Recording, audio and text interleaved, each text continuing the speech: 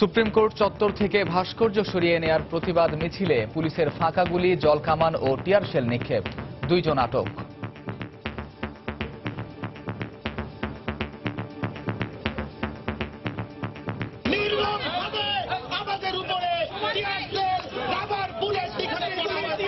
এইভাবে দমন নীতি চালিয়ে কোনো অবস্থাতেই মৌলবাদীকে আশকারা দেওয়ার সুযোগ বাংলাদেশের ছাত্র জনতা দেবেন। হাইকোর্টের নিরাপত্তার কথা বিবেচনা করি তাদেরকে আমরা নিবৃত্ত করছি, সকাল থেকে নিবৃত্ত করছি। তারা যখন ব্যারিকেড ভাঙার চেষ্টা করছে তখন আমরা তাদের নির্দেশ পাচ্ছি। সুপ্রিম কোর্ট কর্তৃপক্ষের সিদ্ধান্তে সরানো হয়েছে ভাস্কর্য, জানালেন অ্যাটর্নি জেনারেল। বারের x president, x secretary, president secretary এদেরকে দেখেছিলেন। তারপর বিকালে এটাকে ফুল কোর্টে নিয়ে গেছেন। ফুল কোর্টের সিদ্ধান্ত দিয়েছে সরানোর পক্ষে। দেখছিলেন প্রধান শিরোনাম। দুপুরের সময়ের সঙ্গে আছি আমি মামুন আব্দুল্লাহ এবং আমি কামরুজ্জামান মামুন। এবারে অন্যান্য শীর্ষ সংবাদ। সুপ্রিম কোর্ট চত্বর থেকে ভাস্কর্য সরানোর সিদ্ধান্ত আদালতের, বলছে আওয়ামী লীগ কারো চাপে নয়, আলোচনার মাধ্যমেই সিদ্ধান্ত নিয়েছে প্রধান বিচারপতি, মন্তব্য বিএনপি। খুলনায় গুলিতে নিহত জেলা বিএনপির সাংগঠনিক সম্পাদক আলাউদ্দিন মিঠু ও তার দেহরক্ষীর ময়নাতদন্ত সম্পন্ন, প্রতিবাদে কাল জেলায় আধাবেলা হরতালের ডাক। রমজান শুরুর আগেই যানজটের কবলে রাজধানী, ঈদবাজারে পরিস্থিতি আরও খারাপ হওয়ার আশঙ্কা। অনেক সড়কে সংস্কার কাজ চলায় বেড়েছে দুর্ভোগ। গ্রীষ্মের প্রচণ্ড দাবদাহের সঙ্গে ঘন ঘন লোডশেডিংয়ে বেহাল দশা সাধারণ মানুষের। শুধু জনজীবন নয়, ব্যবসা বাণিজ্যেও নেমে এসেছে বিপর্যয়। এবং তিস্তার ন্যায্য দাবি থেকে কৌশলে সরে আসার এবার বাংলাদেশের বিরুদ্ধে মমতার পাল্টা অভিযোগ, ধর্ণা দিলেন মোদির কাছে।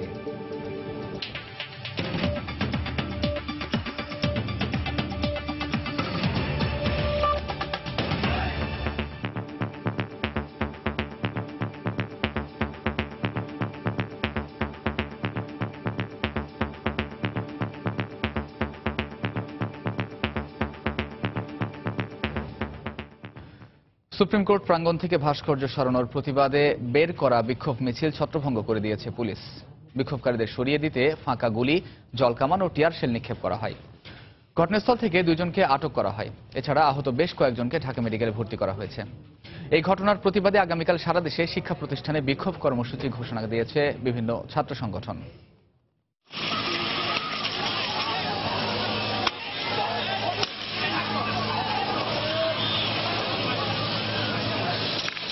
সুপ্রিম কোর্ট চত্বর থেকে ভাস্কর্য সরানোর প্রতিবাদে মিছিল ছত্রভঙ্গ করতে জলকামান এবং টিয়ার শেল নিক্ষেপ করে পুলিশ। পুলিশি বাধার মুখে প্রতিবাদ চলে বিক্ষোভকারীদেরও। সরকার মৌলবাদীদের সঙ্গে আপোষ করেছে অভিযোগ করে বিক্ষোভকারীরা শীঘ্রই ভাস্কর্য পুনঃস্থাপনের দাবি জানায়।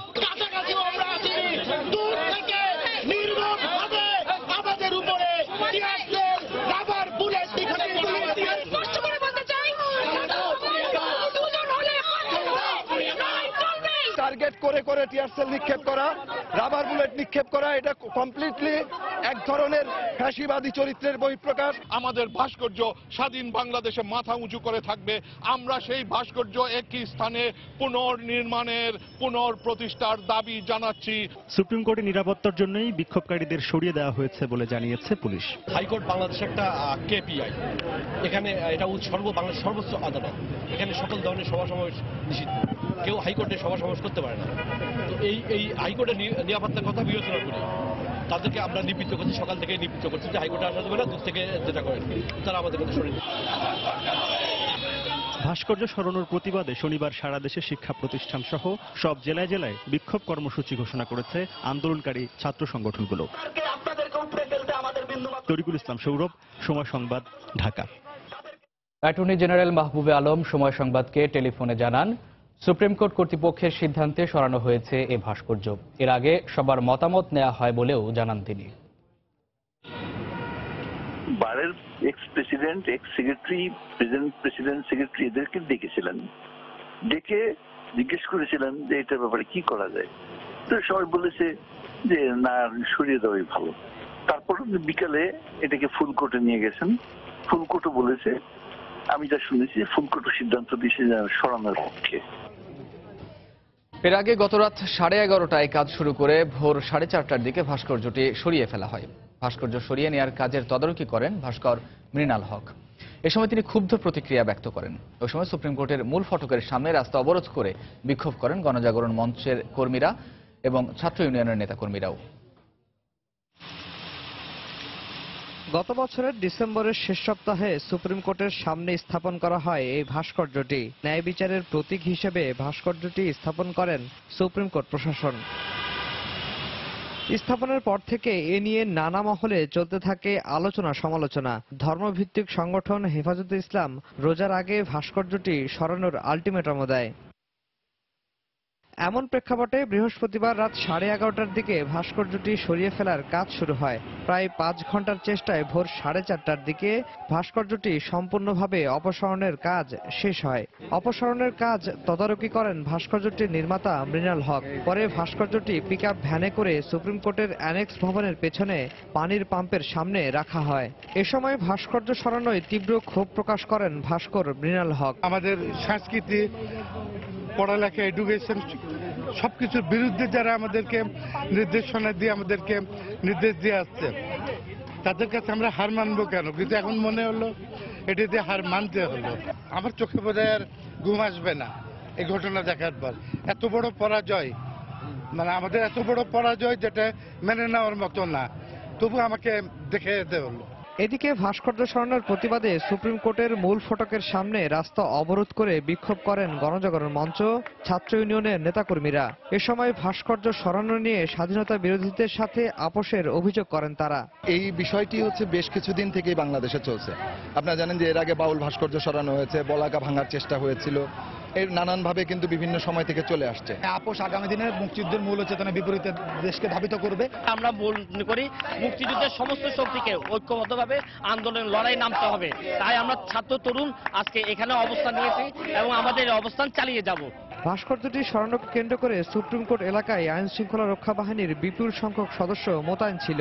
সংশ্লিষ্টরা বলছেন ভাস্কর্যটি সুপ্রিম কোর্টের সামনে থেকে সরিয়ে নিলেও সুপ্রিম কোর্টের অপর পাশে অ্যানেক্স ভবনের সামনে ভাস্কর্যটি আবার স্থাপন করা হবে। সুপ্রিম কোর্ট থেকে আফজাল হোসেন, সময় সংবাদ, ঢাকা। সুপ্রিম কোর্টের সামনে থেকে ভাস্কর্যটি সরিয়ে ফেলা হলেও নতুন করে হাইকোর্ট বিভাগের অ্যানেক্স ভবনের সামনে স্থাপন করা হবে। গতকাল সন্ধ্যার পর থেকে অ্যানেক্স ভবনের সামনে লোহার পাইলিং করা হয়েছে ভাস্কর্যটি বসানোর জন্য। তবে কবে নাগাদ অ্যানেক্স ভবনের সামনে এটি স্থাপন করা হবে সে বিষয়ে কিছু জানা যায়নি। ভাস্কর্যটি সুপ্রিম কোর্টের সামনে থেকে সরিয়ে ত্রিপল দিয়ে ঢেকে অ্যানেক্স ভবনে বিল্ডিং এর পেছনে রাখা হয়েছে।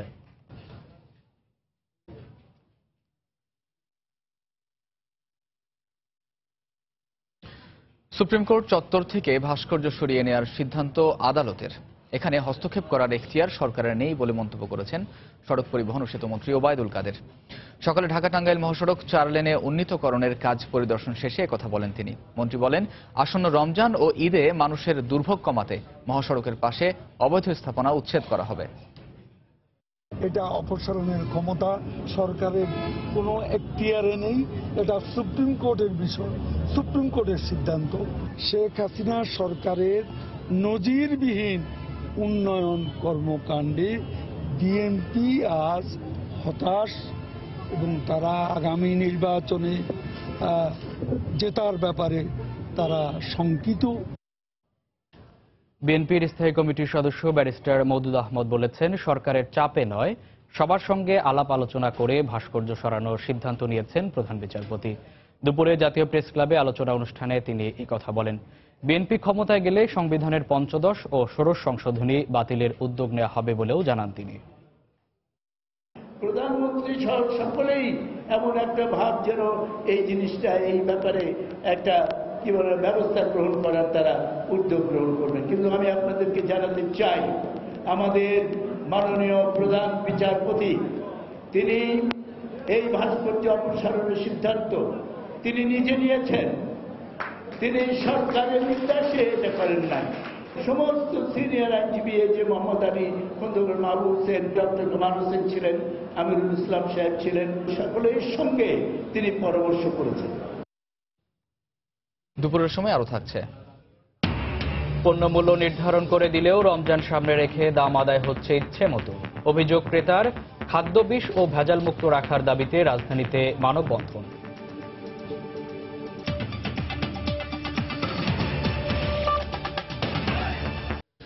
খুলনায় দুর্বৃত্তের গুলিতে নিহত বিএনপি নেতা সর্দার আলাউদ্দিন মিঠু ও তার দেহরক্ষী নওশের আলীর ময়নাতদন্ত সম্পন্ন হয়েছে। হত্যার ঘটনায় জড়িত সন্দেহে ভোরে একজনকে আটক করেছে পুলিশ। হত্যাকাণ্ডের প্রতিবাদে কাল অর্ধদিবস হরতালের ডাক দিয়েছে জেলা ও মহানগর বিএনপি। বিএনপি নেতা আলাউদ্দিন মিঠুর বাড়ি গিয়ে পরিবারকে সমবেদনা জানিয়েছেন মৎস্য ও প্রাণী সম্পদ প্রতিমন্ত্রী। সাংবাদিক ভাইরা, খুলনার ফুলতলায় নিহত বিএনপি নেতা সর্দার আলাউদ্দিন মিঠুর হত্যাকাণ্ডের প্রতিবাদে বেলা 11:15টায় নগরীর কেডি ঘোষ রোডের দলীয় কার্যালয়ে সংবাদ সম্মেলন করে মহানগর বিএনপি। এ সময় জেলা ও মহানগরে 4 দিনের প্রতিবাদ ও শোক কর্মসূচি ঘোষণা করা হয়। এই হত্যাকাণ্ডের নিন্দা জানাই, প্রতিবাদ জানাই। এটি একটি পরিকল্পিত ধারাবাহিক হত্যাকাণ্ড। 29 তারিখ পর্যন্ত মহানগরে জেলার সকল বিএনপি কার্যালয়ে, আমাদের নেতাদের বাড়িতেও আমরা কালো পতাকা উত্তোলন করব। আগামীকাল শনিবার এই নারকীয় হত্যাকাণ্ডের প্রতিবাদে খুলনা জেলা এবং মহানগরী সর্বত্র হরতাল, আগবেলা হরতাল পালন করার জন্য আমরা খুলনাবাসীর প্রতি আহ্বান জানাচ্ছি। এদিকে খুলনা মেডিকেল কলেজ হাসপাতালের ফরেনসিক বিভাগে সর্দার আলাউদ্দিন মিঠু ও তার দেহরক্ষী নওশের আলীর ময়নাতদন্ত সম্পন্ন হয়। বৃহস্পতিবার রাতে নগরীর ফুলতলায় নিজ ব্যবসা প্রতিষ্ঠানে দুর্বৃত্তের গোলাছুরিতে নিহত হন খুলনা জেলা বিএনপির সাংগঠনিক সম্পাদক ও সাবেক উপজেলা চেয়ারম্যান সর্দার আলাউদ্দিন মিঠু ও তার দেহরক্ষী নওশের আলী। সময় সংবাদ, খুলনা। রমজান শুরুর আগেই যানজটের কবলে গোটা রাজধানী, তার উপর সামনে আসছে ঈদ বাজার। সব মিলে ভয়াবহ যানজটের আতঙ্কে রাজধানীবাসী।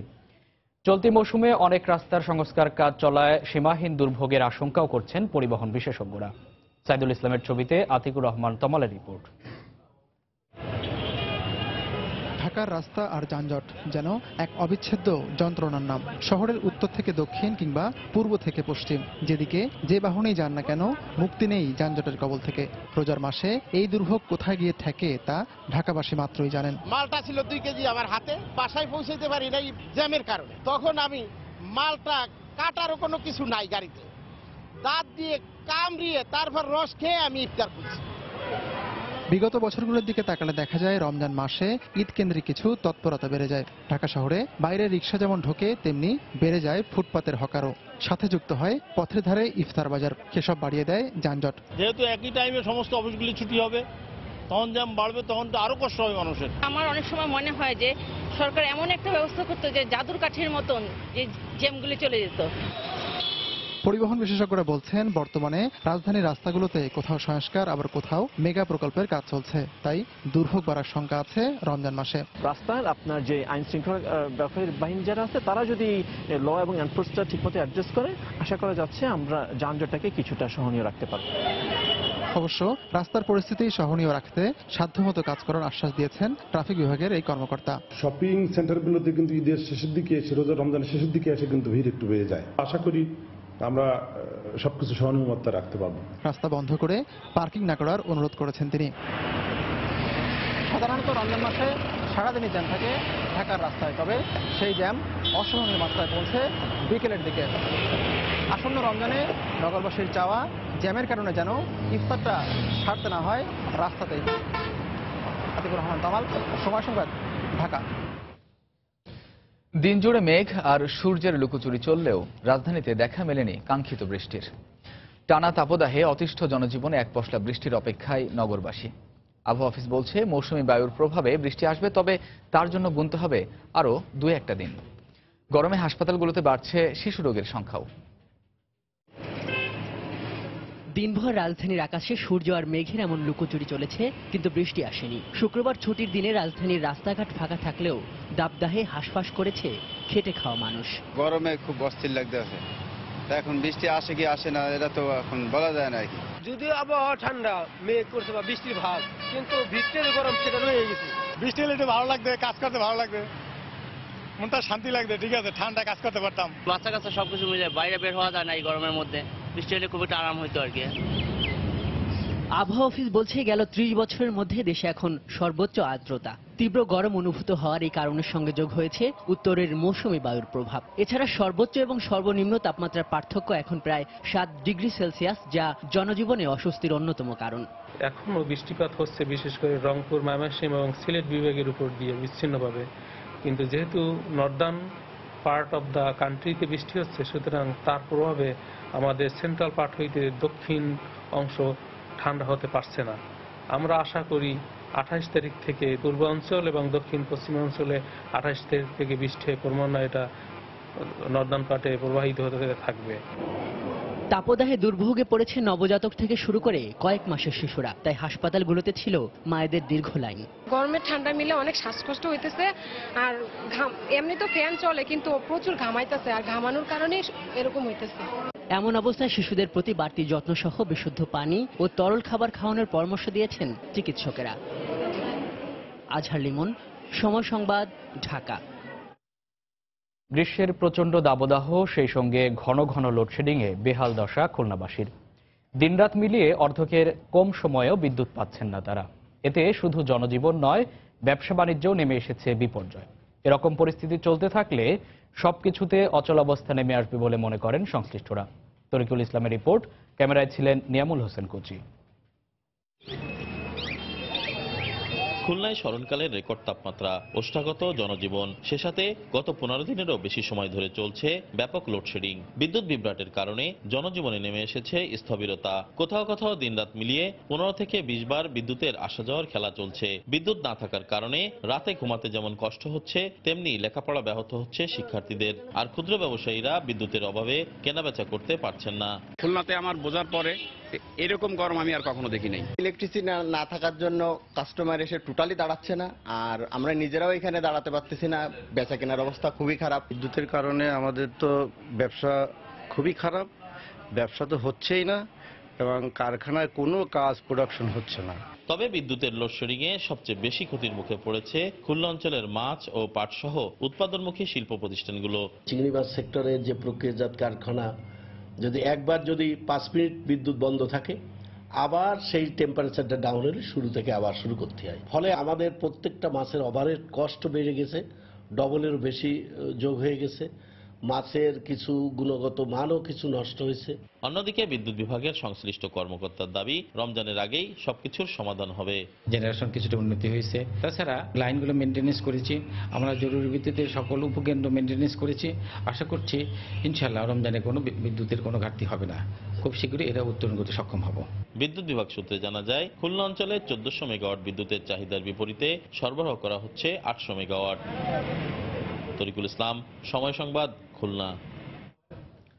ধীরে ধীরে লোডশেডিং এর মাত্রা কমে রমজান মাসের মধ্যেই বিদ্যুৎ পরিস্থিতি স্বাভাবিক হয়ে আসবে বলে জানিয়েছেন বিদ্যুৎ, জ্বালানি ও খনিজ সম্পদ প্রতিমন্ত্রী নসরুল হামিদ। সকালে চট্টগ্রামের বিদ্যুৎ ভবন অডিটোরিয়ামে প্রি পেমেন্ট মিটার কার্যক্রমের উদ্বোধন করে একথা জানান তিনি। বেশ কিছু পাওয়ার প্ল্যান্ট কিন্তু শাট অফে চলে গেছে, বন্ধ হয়ে গেছে হঠাৎ করে মেকানিক্যাল ফল্টে, যার কারণে প্রায় 1500 থেকে 1700 মেগাওয়াট কিন্তু আমরা ডিস্ট্রিবিউশনে দিতে পারি নাই। এটা খুবই স্বাভাবিক। আমি জানি যে সারা বাংলাদেশের খুব ক্রাইসিস যাচ্ছে, তবে আজকে ভালো হয়ে গেছে কিছুটা, আগামীতে হয়তো আর একটু ভালো হবে। আমরা আশা করছি রমজানের মধ্যে একটু ভালো অবস্থায় চলে আসব। দুপুরের সময় আরো থাকছে, সাভারে বাস চাপায় প্রাণ গেল জাহাঙ্গীরনগর বিশ্ববিদ্যালয়ের 2 শিক্ষার্থীর। ঢাকা আরিচা মহাসড়ক অবরোধ।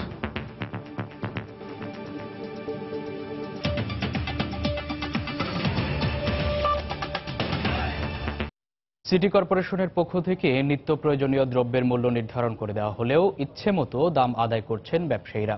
এতে ভোগান্তি বেড়েছে ক্রেতাদের। এছাড়া রমজানে খাবারে ভেজাল মেশানোর আশঙ্কা বাড়ছে। এক্ষেত্রে বাংলাদেশ নিরাপদ খাদ্য কর্তৃপক্ষ নিয়মিত তদারকির দাবি করলেও ভিন্ন চিত্র তুলে ধরেছেন সাধারণ মানুষ। বিস্তারিত তাহিয়া রুবায়েত অপলা রিপোর্টে। মাংস আমরা 500 টাকা নিচে কিনতে পারি না, আর জিনিসপত্র দাম প্রচুর বেশি। যে যা খুশি যেভাবে খুশি দাম হাঁকায়। এ যেন মগের মূল্য, যে যেভাবে পারছে সেভাবে আদায় করছে দাম। সিটি কর্পোরেশনের পক্ষ থেকে মূল্য তালিকা নির্ধারণ করে দেয়া আছে, তবুও তোয়াক্কা করছে না ব্যবসায়ীরা। গরুর মাংস, তেল, ছোলা, চিনি ও বিভিন্ন মশলা সহ দাম বেড়েছে নিত্য প্রয়োজনীয় দ্রব্যের। ফলে রমজান আসার আগেই ভোগান্তি বেড়ে গেছে সাধারণ মানুষের। কোনো জায়গায় ঝুলানো দাম পাই নাই, দাম বাজারের তুলনায় বেশি। মূল্য তালিকা আছে, দোকান করছি আমরা আধা ঘন্টা হয়েছে, তাহলে মূল্য তালিকা ওখানে রেট দিব, আজ তারিখ দেওয়ার মূল্য তালিকা টাঙানো। দুই সিটি কর্পোরেশনের পক্ষ থেকে বলা হচ্ছে পণ্যের মূল্য নিয়ন্ত্রণে রাখতে নিয়মিত বাজার তদারকি করছেন তারা। রমজান শুরু হয়ে গেলে কিছু অসাধু ব্যবসায়ী, কিছু মজুতদার এরা কি করে, মজুত করে হঠাৎ করে এমনি দাম বাড়িয়ে দেওয়ার চেষ্টা করে। রমজান আসলে যাতে মূল্য সহনীয় পর্যায়ে থাকে, বিশেষভাবে আমরা মাংসের দামটি আমরা নির্ধারণ করে দেওয়া সিটি কর্পোরেশন কর্তৃক। প্রশ্ন আছে এসব খাদ্যের মান নিয়েও, তবে এক্ষেত্রে তদারকি অব্যাহত বলে দাবি বাংলাদেশ নিরাপদ খাদ্য কর্তৃপক্ষের। দেশের আপামর জনসাধারণ যেন নিরাপদ এবং স্বাস্থ্যসম্মত খাবার পেতে পারে, সে বিষয়ে আমরা বিশেষ কিছু উদ্যোগ গ্রহণ করেছি। পবিত্রতা ও সংযমের মাস রমজান, কিন্তু এক শ্রেণীর অসাধু ব্যবসায়ী এ সময় নিত্য প্রয়োজনীয় দ্রব্যের দাম বাড়িয়ে ক্রেতাদের ভোগান্তি বাড়ান। এক্ষেত্রে সরকারের পক্ষ থেকে শুধুমাত্র মূল্য তালিকা প্রকাশ নয়, পাশাপাশি সঠিক তদারকির মাধ্যমে এ ভোগান্তি সহনীয় পর্যায়ে রাখার আহ্বান সাধারণ মানুষের। তাহিয়া রুবাইয়াত, অপলা, সময় সংবাদ, ঢাকা। রমজান মাসে ইফতারি সহ সব খাদ্য বিষ ও ভেজাল মুক্ত রাখার দাবিতে মানববন্ধন করেছে পরিবেশ বাঁচাও আন্দোলন সহ বেশ কয়েকটি সংগঠন। সকালে রাজধানীর চক বাজারে শাহী মসজিদের সামনে মানববন্ধন হয়। এ সময় পরিবেশ বাঁচাও আন্দোলনের সাধারণ সম্পাদক আব্দুল সোবহান ব্যবসায়ীদের ইফতারির জন্য খাদ্য তৈরিতে একই তেল ব্যবহার না করে নতুন তেল ব্যবহারের অনুরোধ জানান। পরিবেশ বাঁচাও আন্দোলনের সভাপতি আবু নাসের খান ভেজাল খাদ্য রোধে আইন প্রয়োগকারী সংগঠনগুলোকে যথাযথ ব্যবস্থা নেওয়ার পাশাপাশি রমজানে মোবাইল কোর্ট পরিচালনা করার আহ্বান জানান। এছাড়াও অন্যান্য সংগঠনের নেতাকর্মীরা রমজানে ভেজাল খাদ্য রোধে প্রশাসনকে পদক্ষেপ নেওয়ার আহ্বান জানান।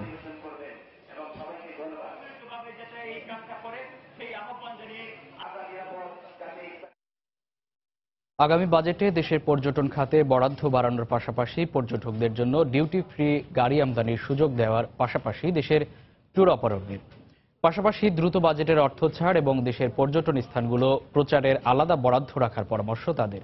বিস্তারিত ইমতিয়াজ আহমেদের রিপোর্টে। পর্যটন খাতকে চাঙ্গা করতে 2016 সালকে ঘোষণা করা হয়েছিল পর্যটন বর্ষ হিসেবে, যার ধারাবাহিকতায় পরবর্তী আরো 2 বছর অব্যাহত রাখার ঘোষণা দেওয়া হয় এবং 2018 সালের মধ্যে বিদেশি পর্যটকের সংখ্যা 10 লাখে উন্নীত করা এবং এই খাত থেকে $200 মিলিয়ন আয়ের লক্ষ্যমাত্রা নির্ধারণ করা হয় 2 বছর আগে। তবে ঘোষণা অনুযায়ী উল্লেখযোগ্য তেমন কোনো পদক্ষেপ নেওয়া হয়নি দেশের পর্যটন খাতের উন্নয়নে। চলতি বছরের বাজেটে বরাদ্দ দেওয়া হয়েছিল 100 কোটি টাকা। তবে বরাদ্দের এই অর্থ পর্যটন খাতে কিভাবে ব্যবহার করা হয়েছে তা নিয়ে সংশয় রয়েছে এ খাতের সংশ্লিষ্টদের।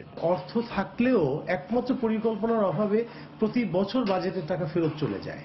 সর্বাগে যেটা দরকার, পর্যটন বান্ধব একটা বাজেট চাই, আর দ্বিতীয়ত যেটা, এটার সাথে একটা সঠিক পরিকল্পনাও চাই আমরা, যাতে আমরা আসলেই পর্যটনের যে জায়গাটা দেশটাকে নিয়ে যেতে চাচ্ছি সে জায়গায় যাতে যেতে পারি। এই অবস্থায় আগামী বাজেটে বরাদ্দ বাড়ানোর পাশাপাশি দ্রুত অর্থ ছাড়ের বিষয়ে পদক্ষেপ নেওয়ার পরামর্শ পর্যটন সংশ্লিষ্টদের। এছাড়া দেশের পর্যটন খাতের উন্নয়নে বেশ কিছু প্রস্তাবও দিয়েছেন তারা। আমাদের আকৃষ্ট করতে হবে বিদেশি টুরিস্ট যেন বাংলাদেশে আসে, তার জন্য আমাদের প্রমোশন করতে হবে। আমাদের ডিউটি ফ্রি গাড়ির দরকার। ডিউটি ফ্রি বলতে বাসও হতে পারে, ছোট গাড়ি হতে পারে। ট্যুর অপারেটর আরেকটা সমস্যা, যারা আউটবাউন্ড করে ওখানে থাকা খাওয়া হোটেল, এই টাকাটা আমরা অফিসিয়ালি পাঠাতে পারি না। Government should be relax to send the money officially. এ খাতের উন্নয়নে সরকারি পর্যায় থেকে নীতি সহায়তার পাশাপাশি আন্তর্জাতিক গণমাধ্যমে বাংলাদেশের পর্যটন স্থানগুলোর প্রচারে বড় অঙ্কের অর্থ বরাদ্দ রাখা জরুরি বলে মত পর্যটন সংশ্লিষ্টদের। ইমতিয়াজ আহমেদ, সময় সংবাদ, ঢাকা। সাভারে বাসের চাপায় জাহাঙ্গীরনগর বিশ্ববিদ্যালয়ের 2 শিক্ষার্থী নিহত হয়েছেন। ভোরে ঢাকা রিচা মহাসড়কে C&B এলাকায় দুর্ঘটনা হয়। হাইওয়ে পুলিশ জানায় ভোর 5:30টার দিকে নিহত নাজমুল হুদা ও আরাফাত রিকশায় করে সাভারের কলমা থেকে ক্যাম্পাসে ফিরছিলেন। পেছন থেকে একটি দ্রুতগামী বাস রিকশাটিকে ধাক্কা দেয়। এতে ঘটনাস্থলেই মার্কেটিং বিভাগের ছাত্র নাজমুলের মৃত্যু হয়। গুরুতর অবস্থায় অপর ছাত্র আরাফাতকে স্থানীয় হাসপাতালে নেওয়া হয়। পরে দুপুরে চিকিৎসাধীন অবস্থায় তারও মৃত্যু হয়। শিক্ষার্থীদের মৃত্যুতে হাসপাতালে ভিড় করেন তাদের সহপাঠীরা।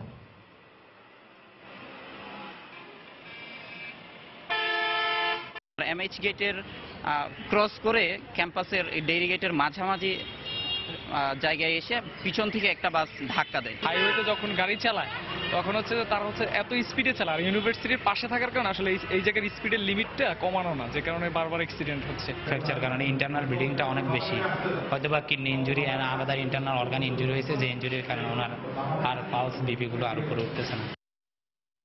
নারায়ণগঞ্জে অপমানিত শিক্ষক শ্যামলকান্তি ভক্তের মুক্তির দাবিতে মানববন্ধন ও প্রতিবাদ সমাবেশ করেছে বাংলাদেশ জাতীয় হিন্দু মহাজোট।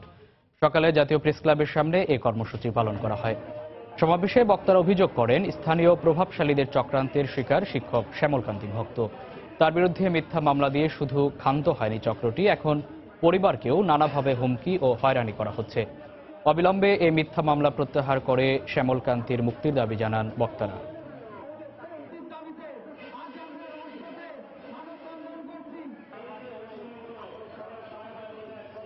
আমরা তো কেস করিনি, এটা তো সরকারবাদী কেস, আমরা তো ভয়ে তার কোনো কেসও করিনি। সে কিন্তু মুখও খোলে নাই শ্যামল ভক্ত, প্রথম কিন্তু কোনো মুখ খোলেনি, পরবর্তীতে সে সব কথাগুলি সে প্রকাশ করছে।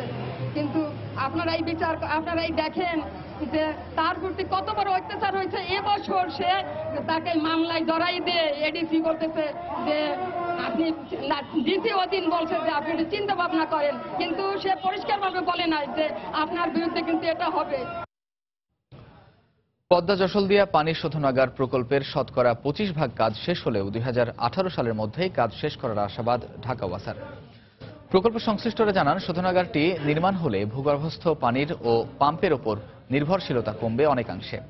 মুন্সিগঞ্জের প্রকল্প এলাকা ঘুরে এসে হাবিবুর রহমান উজ্জ্বলের ক্যামেরায় আরো জানাচ্ছেন মিজানুর রহমান কবির।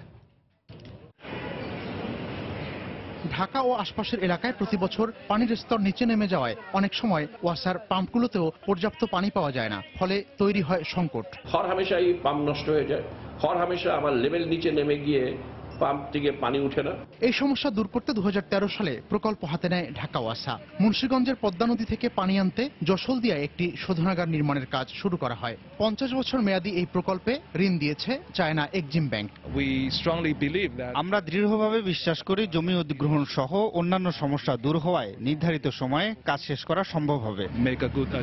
রোডস, আরইবি, ঢাকা ওয়াসা এবং আরো এলজিডি আরো যে সংশ্লিষ্ট সংস্থা রয়েছে তাদের মধ্যে রেগুলারলি কোঅর্ডিনেশন হচ্ছে। ঢাকা ওয়াসা জানায় 32 কিলোমিটার পাইপের মাধ্যমে কেরানীগঞ্জে একটি স্টেশনে পানি এনে ঢাকার দক্ষিণ ও পশ্চিমে 40 লাখ অধিবাসীকে সরবরাহ করা হবে। 2019 সালের জানুয়ারিতে এইটা চালু হবে আল্লাহর রহমতে। সেদিন আমরা ডিক্লেয়ার করব যে আমরা 45% সারফেস ওয়াটারে চলে গেলাম। র ওয়াটার নিয়ে যাওয়ার সমস্যা ছিল, এই কারণে আমরা ট্রিটমেন্ট প্ল্যান্টটা এই পদ্মার পাড়ি করছি করে ফিনিশ ওয়াটার নিয়ে যাচ্ছি। কতটুকু? 45 কোটি লিটার। 3375 কোটি টাকা ব্যয়ের এই প্রকল্পে নিজস্ব অর্থায়ন ছাড়াও ঋণের পরিমাণ 2280 কোটি টাকা। 2018 সালের ডিসেম্বর নাগাদ শেষ হবে নির্মাণাধীন পদ্মা যশোলদিয়া প্রকল্পের এই কাজ। তখন প্রতি 1000 লিটার পানির উৎপাদন খরচ পড়বে 18 টাকা, যা বর্তমানে রয়েছে 10 টাকা। কিন্তু পানির দাম বাড়ানো হবে কিনা এ বিষয়ে এখনই কোনো সিদ্ধান্ত নেয়নি ঢাকা ওয়াসা। তারা জানিয়েছে সরকারের সিদ্ধান্তের উপর নির্ভর করে গ্রাহক পর্যায়ে পানির দাম বাড়ানো হবে কিনা। মিজানুর রহমান কবির, সময় সংবাদ, পদ্মা যশোলদিয়া পানি শোধনাগার প্রকল্প, মুন্সিগঞ্জ। নানা আয়োজনের মধ্য দিয়ে ঢাকা রিপোর্টার্স ইউনিটির 22তম প্রতিষ্ঠা বার্ষিকী উদযাপন হচ্ছে। সকালে ডিআরইউর সামনে জাতীয় পতাকা ও বেলুন উড়িয়ে দিনব্যাপী বর্ষপূর্তির অনুষ্ঠান শুরু হয়। সংগঠনের নেতাকর্মীদের অংশগ্রহণে একটি র্যালি রাজধানীর সেগুনবাগিচার বিভিন্ন সড়ক ঘুরে ডিআরইউতে শেষ হয়। পরে এক অনুষ্ঠানের আয়োজন করা হয়। এতে ঢাকা রিপোর্টার্স ইউনিটির সাবেক ও বর্তমান নেতাসহ বিভিন্ন গণমাধ্যমের কর্মীরা উপস্থিত ছিলেন। অনুষ্ঠানে বক্তারা বলেন, এই প্রতিষ্ঠান তার সদস্যদের স্বার্থ সংরক্ষণে সবসময় অগ্রণী ভূমিকা পালন করছে, যা ভবিষ্যতেও অব্যাহত থাকবে।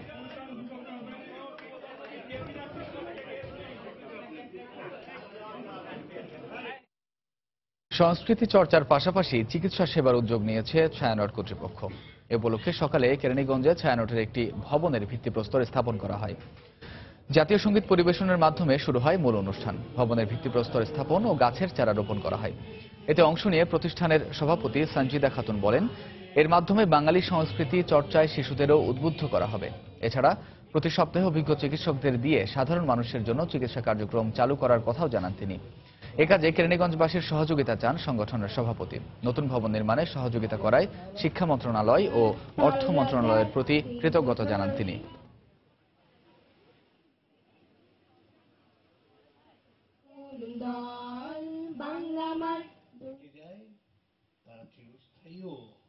যুক্ত থাকতে পারাটা অনেক আনন্দ। এই ভবন হয়ে গেলে সড়ক সংস্কৃতি বৃত্ত পূর্ণ দমে আবার চলবে। কেরানীগঞ্জের মানুষের জন্য আরো একটা খবর আছে আমাদের ইচ্ছা সাপ্তাহিক একটা ক্লিনিক এখানে চালানো, চোখের চিকিৎসা, কখনো দাঁতের চিকিৎসা, কখনো ডায়াবেটিসের চিকিৎসা। আমাদের যত ডাক্তার পরিচিত আছেন ধরে এনে তাদেরকে আমরা করাবো। আমরা জানি ডাক্তারদের এ বিষয়ে উৎসাহ রয়েছে। দেশের বাইরের খবর। তিস্তার পানি বন্টন নিয়ে ভারতের কাছে বাংলাদেশের ন্যায্য হিস্সা বুঝে পাওয়ার দাবির মধ্যেই এবার নতুন সুরে কথা বললেন পশ্চিমবঙ্গের মুখ্যমন্ত্রী মমতা বন্দ্যোপাধ্যায়। বৃহস্পতিবার দিল্লিতে ভারতীয় প্রধানমন্ত্রী নরেন্দ্র মোদীর সঙ্গে বৈঠকে বাংলাদেশের মাথাভাঙ্গা নদী নিয়ে পশ্চিমবঙ্গে দূষণ ছড়ানোর অভিযোগ করেন তিনি। এছাড়া আরও 3টি নদী থেকে পর্যাপ্ত পানি না পাওয়া ও বাংলাদেশে আম রপ্তানির ক্ষেত্রে অতিরিক্ত আমদানি শুল্ক চাপানো হয় বলেও ভারতের প্রধানমন্ত্রীর কাছে অভিযোগ করেন মমতা। কলকাতা প্রতিনিধি সুব্রত আচার্যের তথ্য নিয়ে ডেস্ক রিপোর্ট। অভিন্ন নদী তিস্তার পানি বন্টন নিয়ে বিগত কয়েক বছর ধরে ভারত বাংলাদেশের মধ্যে দর কষাকষি চললেও পশ্চিমবঙ্গের মুখ্যমন্ত্রী মমতা বন্দ্যোপাধ্যায়ের বিরোধিতায় এর কোনো কুল কিনারা হয়নি। 2015 সালের জুনে মমতার ঢাকা সফর সমস্যা সমাধানের আশা জাগানিয়া হয়ে দেখা দিলেও শুধু আশ্বাসের মধ্যেই শেষ হয় তা। গত মাসে প্রধানমন্ত্রী শেখ হাসিনার বহুল আলোচিত ভারত সফরের সময় সেদেশের গণমাধ্যমে তিস্তা নিয়ে আলোচনার ঝড় ওঠে। বিষয়টি নিয়ে কেন্দ্রীয় সরকারের উদ্যোগের প্রতিক্রিয়ায় ক্ষোভ ছাড়তেও দেখা যায় মমতাকে। এরই ধারাবাহিকতায় এবার বাংলাদেশের 3টি নদীর পর্যাপ্ত পানি পাওয়া নিশ্চিত করতে কেন্দ্রীয় সরকারের কাছে উল্টো বায়না ধরলেন পশ্চিমবঙ্গের মুখ্যমন্ত্রী। বৃহস্পতিবার প্রধানমন্ত্রী নরেন্দ্র মোদীর সঙ্গে প্রায় আধা ঘন্টার বৈঠকের অধিকাংশ জুড়েই ছিল বাংলাদেশের বিরুদ্ধে মমতার বিভিন্ন নালিশ। কুষ্টিয়া, মেহেরপুর ও চুয়াডাঙ্গা জেলার মধ্য দিয়ে বয়ে যাওয়া অভিন্ন মাথাভাঙ্গা নদীর মাধ্যমে বাংলাদেশের বিরুদ্ধে পানি দূষণের অভিযোগ করেন প্রধানমন্ত্রী মোদীর কাছে। পাশাপাশি দুদেশের আন্তঃসীমান্ত নদী আত্রাই, টাঙ্গন ও পুনর্ভবার পর্যাপ্ত পানি পাওয়ার দাবি জানান তিনি। বৈঠক শেষে তাৎক্ষণিক প্রতিক্রিয়ায় সাংবাদিকদের কাছে একথা জানান পশ্চিমবঙ্গের মুখ্যমন্ত্রী।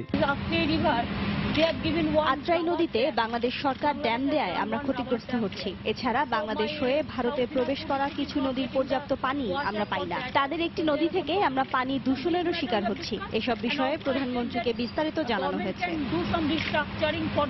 পরে এক সংবাদ সম্মেলনে ভারতের কেন্দ্রীয় সরকারের বিরুদ্ধে গঙ্গায় ফারাক্কা বাঁধ প্রকল্পে প্রয়োজনীয় অর্থ না দেওয়ার অভিযোগ করেন মমতা। ফারাক্কা বাঁধ সংস্কার করা প্রয়োজন। নাব্যতা ফিরিয়ে আনতে গঙ্গায় নতুন করে খনন করা দরকার। এসব কাজে অর্থ বরাদ্দের কথা বলে আসলেও কেন্দ্রীয় সরকার তা দিচ্ছে না। আশা করি পশ্চিমবঙ্গের মেহনতি মানুষের কথা ভেবে মোদী সরকার দ্রুত প্রয়োজনীয় পদক্ষেপ নেবে। এদিনের বৈঠকে বাংলাদেশের সঙ্গে ভালো সম্পর্ক রয়েছে বলে দাবি করলেও শুধু নদী ইস্যুতেই ক্ষান্ত থাকেননি মমতা। মালদা, মুর্শিদাবাদ থেকে বাংলাদেশে আম রপ্তানির ক্ষেত্রে দ্বিগুণ শুল্ক চাপিয়ে দেওয়া হচ্ছে বলেও অভিযোগ করেন রাজ্যের মুখ্যমন্ত্রী। রিয়াদুল ইসলাম, সময় সংবাদ। নিউ ইয়র্কে এই প্রথম ফাস্টফুড শ্রমিকদের সংগঠন করার অধিকার সহ জীবনযাত্রার মান উন্নয়নে নতুন একটি আইন পাশ করেছে নিউ ইয়র্ক নগর সংসদ। বুধবার বিকেলে নগর সংসদে 50 সদস্যের মধ্যে 47 জনের সমর্থন নিয়ে ফাস্টফুড শ্রমিকদের কাঙ্ক্ষিত এই বিলটি পাশ হয়। এতে বাংলাদেশি সহ নিউ ইয়র্কের অন্তত 60,000 ফাস্টফুড শ্রমিকের জীবনমান উন্নয়ন হবে বলে মনে করছেন সংশ্লিষ্টরা। যুক্তরাষ্ট্র থেকে শিহাবুদ্দিন কিসলোর রিপোর্ট।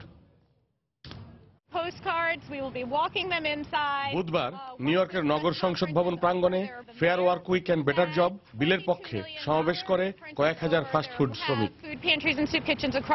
তাদের সংগঠন করার অধিকার সহ জীবনযাত্রার মান উন্নয়নে কর্মদিবসের সূচি, শিফট শুরুর আগে 11 ঘন্টা কর্মবিরতি, শ্রমিকদের কাছ থেকে ফেরত পাঠালে জরিমানা এবং নতুন নিয়োগে বাধ্যতামূলক শ্রমিকদের পূর্বানুমতির বিধান রেখে নিউ ইয়র্ক নগর সংসদে নতুন এ আইন পাশে সমাবেশ করেন তারা।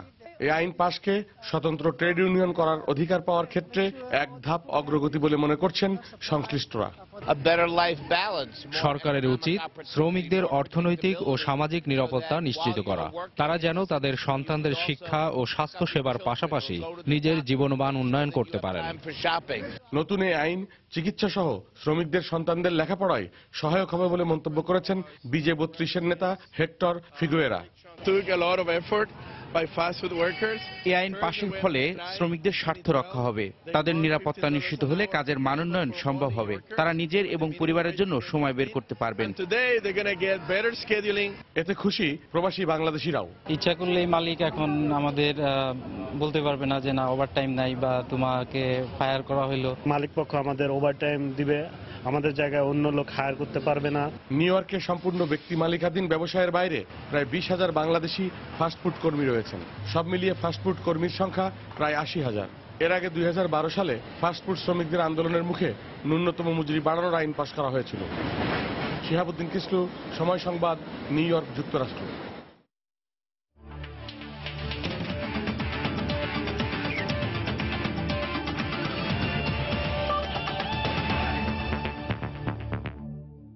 ফেডারেশন কাপের খবর। আসরে তৃতীয় কোয়ার্টার ফাইনালে আজ মুখোমুখি হবে বর্তমান চ্যাম্পিয়ন্স আবাহনী ও ব্রাদার্স ইউনিয়ন। সেরা ফুটবল খেলে সেমিফাইনাল নিশ্চিত করতে কঠোর অনুশীলন করেছে দুদল। ফেডারেশন কাপের 10ম শিরোপা জিততে প্রস্তুত আবাহনী। প্রতিপক্ষকে শক্তিশালী মানলেও মাঠের খেলায় ছাড় দিতে নারাজ ব্রাদার্স ইউনিয়ন। বঙ্গবন্ধু স্টেডিয়ামে ম্যাচটি শুরু হবে সন্ধ্যা 6টায়। গ্রুপ পর্বের বাধা পেরিয়ে এবার পালা কোয়ার্টার ফাইনালের। শিরোপা জিততে তাই হতে হবে সাবধানী। পা হরকালেই ফেডারেশন কাপ জয়ের স্বপ্ন শেষ। শিরোপা লড়াইয়ে টিকে থাকতে তাই দিতে হবে সেরাটা। গ্রুপ পর্বে সাইফ স্পোর্টিং এর বিপক্ষে জয়হীন থাকলেও মুক্তিযোদ্ধাকে হারিয়ে এ গ্রুপের চ্যাম্পিয়ন হয়েই নকআউট পর্ব নিশ্চিত করেছে ঐতিহ্যবাহী আবাহনী। নিজেদের ছন্দটা ধরে রেখে আক্রমণাত্মক ফুটবল খেলবে বলে জানালেন দলটির কোচ।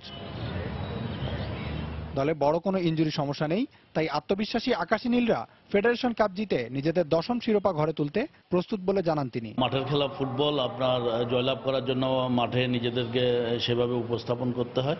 আমার খেলোয়াড়রা যদি সেভাবে নিজেদেরকে উপস্থাপন করতে পারে এবং সে সুযোগ কাজে লাগাতে পারে, আমরা আশা করি যে আমরা জয়লাভ করতে সমর্থ হব। আমরা সুযোগ কাজে লাগিয়ে জয়লাভ করতে চাই। এদিকে শুরু থেকে কিছুটা অগোছালো ব্রাদার্স ইউনিয়ন গ্রুপ পর্বে 2টি ড্রয়ে খানিকটা অস্বস্তিতে।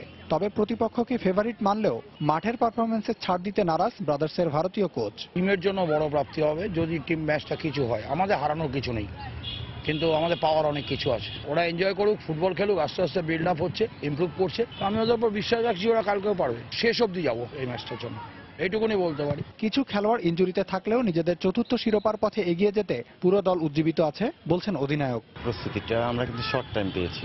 আমরা পরিশ্রমটা করতেছি, সকাল বিকাল 2 বেলায় ম্যাক্সিমাম ট্রেনিং করতেছি, কিন্তু আমরা চেষ্টা করব আমাদের পরিশ্রমটা যেন বৃথা না যায়। কাগজে কলমে যাই থাকুক, সেমিফাইনালের টিকিট নিশ্চিত করতে পারবে কোন দল তা নির্ধারণ হবে মাঠের খেলায়। শামীম ইকবাল, সময় সংবাদ, ঢাকা।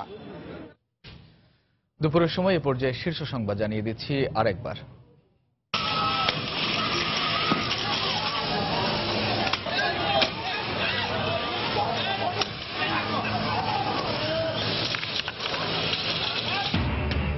সুপ্রিম কোর্ট প্রাঙ্গণ থেকে ভাস্কর্য সরানোর প্রতিবাদ মিছিলে পুলিশের ফাঁকা গুলি, জলকামান ও টিয়ার শেল নিক্ষেপ। আটক 2।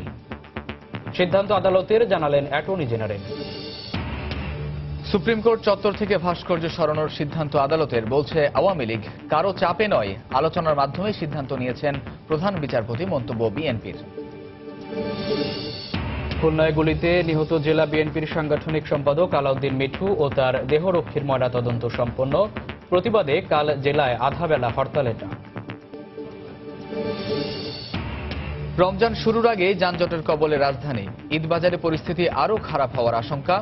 অনেক সড়কে সংস্কার কাজ চলায় বেড়েছে দুর্ভোগ। এবং তিস্তার ন্যায্য দাবি থেকে কৌশলে সরে আসতে এবার বাংলাদেশের বিরুদ্ধে মমতার পাল্টা অভিযোগ। ধর্ণা দিলেন মোদির কাছে। এই ছিল দুপুরের সময়ে। যে কোনো খবর পেতে ভিজিট করুন সময় নিউজ.টিভি আর সঙ্গে থাকুন সময়ের।